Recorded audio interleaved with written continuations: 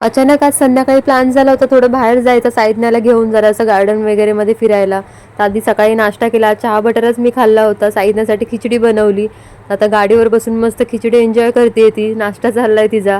हे बघा तिच्या पप्पाने तिला खेळणं आणलं त्याच्यावर खेळते. नंतर मग संध्याकाळी छान अशी तयार झाली. दुपारी काही शूट वगैरे नाही केलं. जाताना बघा आम्हाला गाडीवर उभंच राहायचं असतं.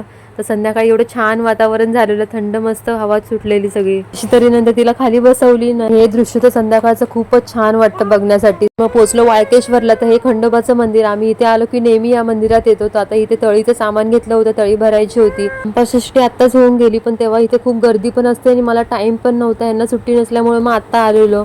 तर इथे आलो आता हँगिंग गार्डनला. नशीब चालू भेटलं. आता 6-6:30लाच अंधार पडतो, त्याच्यामुळे असं वाटतं खूप रात्र झाली. पण आता चालू भेटलेलं गार्डन. कशी पळायला लागली. गार्डन बघितलं की आम्हाला खूप आनंद होतो, पण अंधारामुळे एवढं तिला खेळता नाही आलं. पण खुश झालेली हे सगळं बघून. आहे आपल्या म्हातारीचा बूट.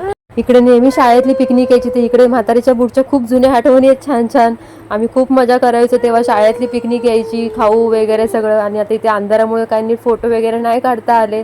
त्या दोघांचं बघा काय चाललंय. तर मग ती थोडी गार्डन मध्ये वगैरे खेळली. छान गार्डन आहे, पण नंतर थोडी भूक लागली म्हणून नंतर दोघांनी आम्ही छान पाणीपुरी खाल्ली, शेवपुरी खाल्ली. मग जरासं पोट भरलं. मग नंतर आम्ही निघालो घरी जाण्यासाठी. खूप छान टेस्ट आहे इकडच्या पाणीपुरी आणि शेवपुरीची, जराशी काहीतरी वेगळी. नंतर निघालो तर आम्हाला दादरला येईपर्यंत इथे छान बाबांची पालखी भेटलेली. तर दिवसाचा शेवट असा एकदम छान झाला बाबांच्या आशीर्वादाने. चला भेटू पुढच्या ब्लॉग.